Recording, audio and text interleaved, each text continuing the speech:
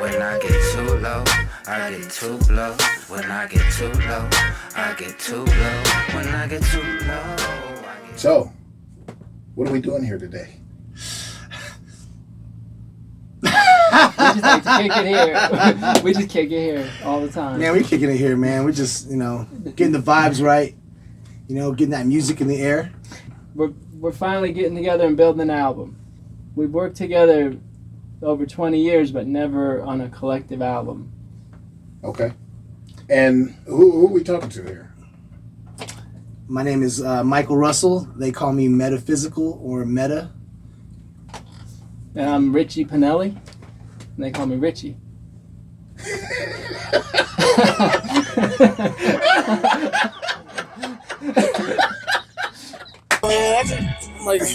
I'm about to sing you a little ditty right here. All right, it's called Thing Piece. Where are we working out of right now, actually? This is Prescription Audio Studios. It is the studio for the world famous Dr. Lecter Dialect HD, aka Damon Dowdy, and his brother Andre Dowdy, the famous Dowdy brothers. This is the studio that Element and Black Rock City All Stars records in and makes a lot of our music. Like Richie said, we've been working for 20 years together. I actually met Richie through Dialect. He introduced me to Richie years ago, and Richie took the name The Apprentice because he was studying the art from a lot of different groups and artists, and he's definitely not an apprentice anymore. He's definitely moved on to different levels, and I as another artist, have always appreciated the projects that he does. As an artist, it's like you like to see somebody push the envelope. I remember when you did the play 601. I mean, I've never seen anything like that in Reno or anywhere really, a hip hop play. And the funny thing is, I think wasn't Bella part of like? It was. Bella was in 601. So, just going off what he was just saying, the catalyst for this entire project was the song Bella, which is over 15 years old.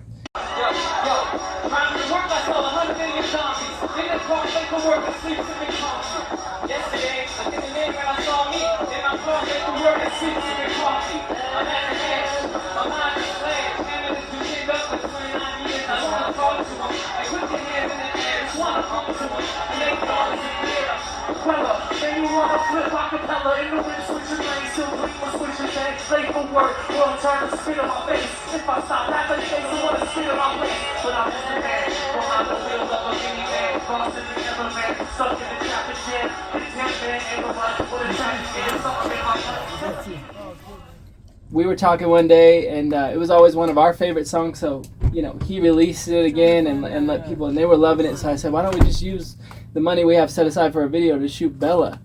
And it was one of the coolest videos I've ever been a part of, and people really responded to it well. And then we liked it so much, and we realized by doing that people are craving that sound, even though it's 15 years old. That boom bap, that message. It's a blue collar song. I know a plumber named Tommy Tucker who drives to that at 4 a.m. in the morning and plays Bella because it's a working class song. It's a blue collar song. So we decided, why don't we just take that kind of lightning in a bottle and make a whole project? And it's, for me, a huge honor because, when I was, just starting off, Meta, Element, these were the people I was hoping I could work with one day. And they kind of took me under their wing and taught me. And can I just point out, this is the studio where every Black Rock City album was made. I mean, some great music's been made in here. The 80s album.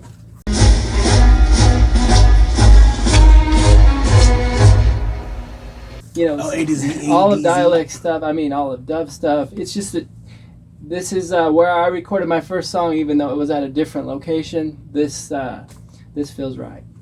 Yeah.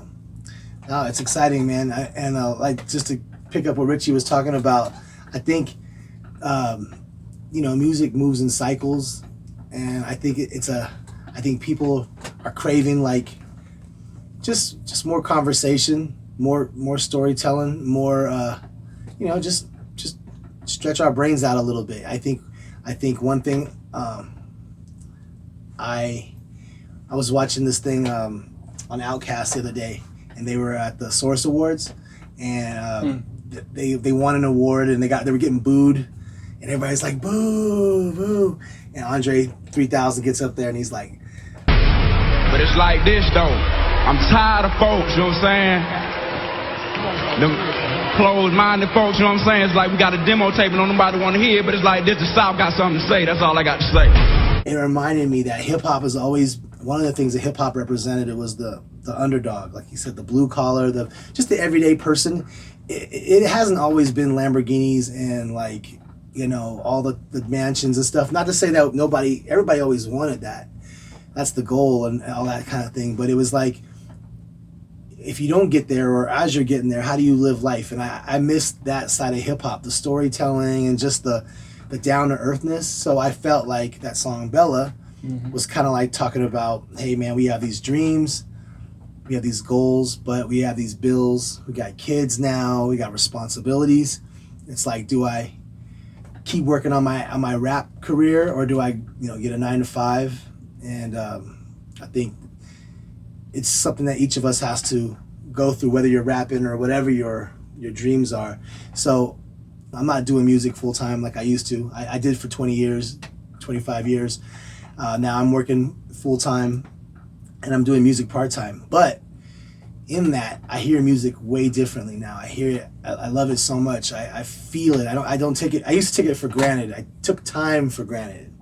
I took experimenting for granted, and it's now we're at a point where, seeing Richie, he's got this like work ethic and a pace, and he's on schedule. If he says he's gonna be there at 9 o'clock, he's gonna be there at 9 o'clock. We say we're gonna be there at 9 o'clock. We're gonna leave the house at like 9:10. Although today I got here at CPT. 9:15. Yeah, you've been hanging out with me lately. It's interesting that you guys have been working together for so long, and this is the first time that you're collaborating on a project like this, making an album. This is a great time to ask, what can the people expect to hear from this album? More songs like Bella, or did you take it in a different direction? We tried to keep Bella as the blueprint, and it was the catalyst for the album, and we tried to not stray too far from the formula, which was music that makes you feel something, whether that's through the writing, through a story they can relate to, or through beats, because you can listen to beats and feel something without any words. And I feel like this is one of those albums that the sound people have been craving to hear, that they'll relate to and see themselves in, and that you could play over and over and catch something different each time, and play over and over and really not get sick of it. So, and I think that that's because of where it's coming from. I think that they'll relate to it and want to play it again. I've over the last few years, I fell in love with trap music, and I fell in love with the lyrical side, and I fell in love with, but sometimes you'll hear a song, and even though you can say, man, that song, that's fire, you won't play it again. It's got this one life cycle. Then there's albums that speak to you in here, and you just play over and over, even years later, because they moved you in a way, and that's what this represents. There's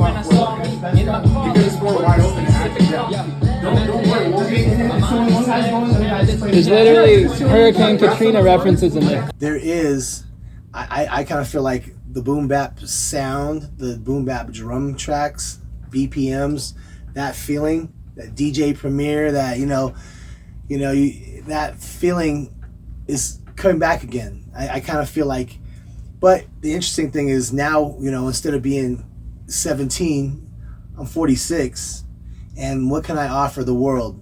Like, what could I offer the world as an older male? Like, can I share some game with you without being too preachy, without being too boring? Can I actually give you some roadmaps? Can I just make it for fun? Maybe it's for, when we were 17 and our parents were 40, they weren't listening to hip hop like that. Mm-hmm. Or maybe somewhere, but not like this. But now you have a whole new realm. All the 40-year-olds are going to concerts, and and it's a different realm right now. So I feel like we started with the boom bap, just the essence of hip hop, but it's like mixed martial arts. It's mixed music arts. So you can pull from any time period, any drum style you want, and you just keep that deep poetry, that deep connection with rhymes and the soul. And if you want to do an 80s Run DMC beat, he'll spit it off. He'll give you something real deep. Boom. Okay, switch it. Give me a Underground King, some real southern playalistic, boom, knock it out. A trap beat, boom, knock it out. Just the best of.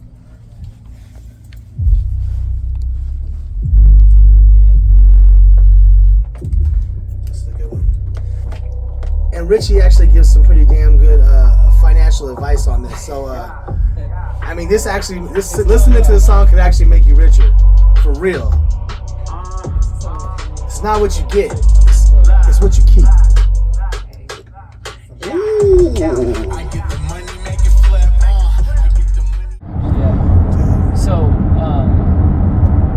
So this album that we're doing, we're dropping through Empire Records / Cool Biz, which is led up by Dash. So this is gonna get heard outside of Reno, which is cool. It's what we wanted. So we're just touches away from finishing it. It just needs a few little touches. You know, I gotta send a shout out to my boy Dash. CD. Just to kind of give some background. CD was Dash was in the group Element with myself and Steez and Dialect, and we were all on tour with Digital Underground. Roadied for them. Dash has put out. He's a producer as well as an MC, but he's made a ton of beats, and he's got a bunch of projects with everybody from Numbskull to Essential, Choice Cuts. He's got Element. He's got songs with Element. The Loonies, Digital Underground. Yeah, man. Plus all the stuff he's done with Richie, and and even I thought about this. This is crazy, right? The art department album, right? Okay, so I started working on this. If you listen to that intro, Dash is on that intro, right? And Dash helped me mix that. And that was years ago. And the thing is, the studio that I was working out of then was Audio Logic Studios with this cat, Danny Spade, our homeboy Danny Spade. And Dash is the one who introduced me to him through this cat, P-Dub. So it's like, it's a full circle, and it's all love. That's my brother, you know what I'm saying? I'm really happy to be, doing music with these cats. So. And that's something that both of us have always prided ourselves on, was that we didn't sound the same on any beat. We always kind of, because we have background in making beats, so when we hear a beat, we hear an instrument over it, and we'll write to a different cadence almost every time to fit the beat. I know a lot of people who just keep the same cadence every time, and that's cool too. But I feel like the two of us together bring that to the table. So the project will be cool. And I will say this, I personally just like songs that just make me forget I'm listening to a song. I like it when I go, oh wow, that's amazing. And even before we really even started, Richie has about 300 songs pretty much finished or halfway finished, and they're good. It's good, and that's one thing. When you have a work ethic, when you have something you want to do, you keep practicing. You try it, try again, try something new, try this, you try that, and you just keep working at it, and then you're going to get good and something's going to stick, and maybe you'll do something that the world's never seen before. So that's what we're hoping to do. Yeah. And I'll say this, for anyone getting who had ever concerns over, gosh, if I work, I won't have time to write, or I'm getting older and man, maybe I won't have time with kids and work. Gosh, we have more on our plates than pretty much anybody. But I'll say this, I used to come in and just sit in the studio unprepared for 8-9 hours and get this much written. and I honestly feel like I'm working at a much faster click now, because you don't have time with everything we have going on to come and just sit in a studio all day. So when you go to the studio, you're prepared. It's either memorized or written or almost done. You already have the beat you're going to be working on, and we're working on that click. So we might write our stuff at 2 a.m. We might write it on a lunch break at work. But I'm actually, all that to say that you actually improve efficiency, and it's nothing to be scared of. It's something to be embraced. Yeah. Yep. Sometimes it was a party for us. Like I would be working on some, then Dove would show up, and here comes Damon, and then, and next thing you know, the people from the club just got out. They'd come over, and we're smoking and hanging out, and in that energy, sometimes magic would happen. True. But I will say, sometimes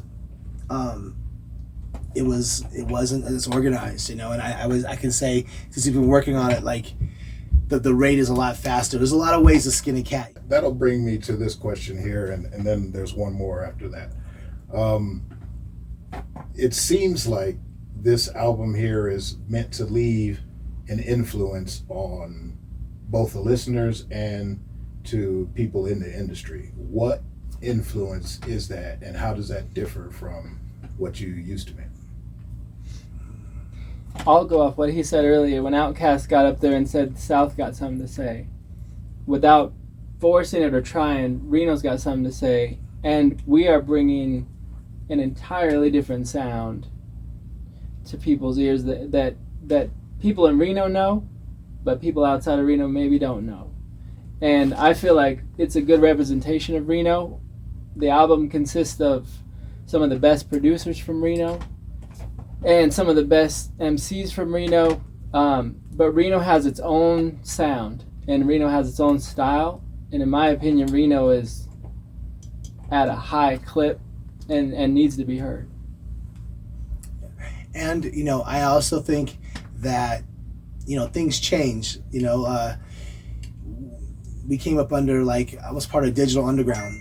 I studied under Shock G for years, and they used to make beats. They would sample Parliament, Funkadelic, George Clinton. They would sample sections of the songs. They take the drums from this one and loop it, and then they take the bass line from this. It was a live bass, and they loop it and sample it. And then they took the horns from this record, and they loop it. And now we got synths, and they're playing it and they're mixing it. And I feel like I want to continue the traditions that we were taught. Like, we were taught some traditions with hip hop, with freestyling, with making beats, with building, the camaraderie, yes, it's rebellion. Yes, it's the little man fighting against the system, but it's also like love. It's also like friendship. It's not always war. Mm-hmm. Even though I'm not gonna act like it's not some war, but I feel like we can help the next generations learn the traditions, learn how things were. Oh, that's how it can be like that. We can both win. We're at a point now where hip hop is like guys are shooting each other and killing each other, and then rapping about it like right afterwards. Not that they haven't been done that before, but it's just like everybody's doing it. So it's like it's a good time for maybe to give the people who are looking for something different some positive energy and inspiration. Really, if anything, a huge inspiration that he touched on when I was coming up. Element, his group would tour the entire world, open in front of stadiums when Digital Underground was at its peak. And so when you talk about Dialect and Dash and Meta and Steez, these guys have been out there. So people like me are dreaming what it would be like, and we want to reach this plateau and perform in front of those stadiums. And he's been all over the world. So I've for years, learned a lot and picked his brain a lot because he's seen that side. And so that's an interesting perspective that most people never see. You're talking about the 1% that get to that. So that's cool. And then to what he said about the album, I just think that so he's what I tell my son to be. He's like black belt jiu-jitsu. You'd never want to mess with him, but he's the most loving, humble dude. And I tell my brother and my son and his kids, Like, that's how you gotta be. You gotta be the tough guy who's tough, but you don't act tough unless you need to protect somebody. And so it's just it's good, people, and I think it'll shine in the music. I agree. That's love, man. Thank you. No, and likewise, man. You know what? You were saying like some of the things that are different from before. I would say before I might have been more motivated by like women and drugs and money, and I would say this time I'm really just motivated by seeing how good of a picture I can draw. Mm-hmm. I want to draw a clean ass picture and be like, look, and I want you to go, if you don't like it, you go, nah, that's we don't do, those pictures aren't that tight. Or go, you know, that's dope. Or and I want to get better. Then I want to see your picture. Mm-hmm. You know, and he's got that is what it feels like. You know, we're just so like the crew originally the album that I was doing years ago was called The Art Department, and that was kind of like the theme about it was like an art department, you know, and it was like, what would you do? Like if all of us right now were in school, right? And the teacher gave us an assignment, like it's your final. Mm-hmm. Go home and make a diorama out of a shoebox and make it clean. I'm like, I'm gonna kill it. Mine's gonna be sick. I'm gonna have little tigers in it, and like, oh, and then La got one. He's got a car. Like, oh, he got a car.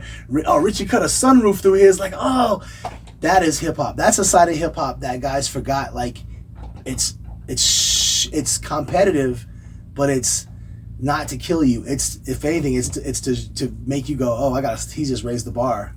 Mm-hmm. I'm gonna push myself. You said it perfectly. That's my inspiration for this album.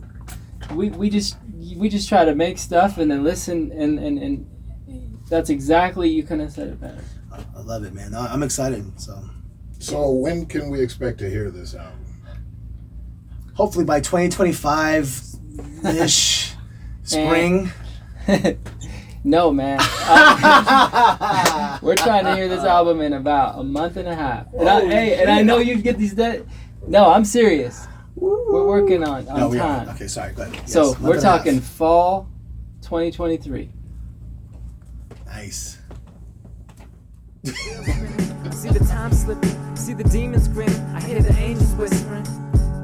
There's something mysterious when you watch it, like a 2-year-old standing, waving a cock shot.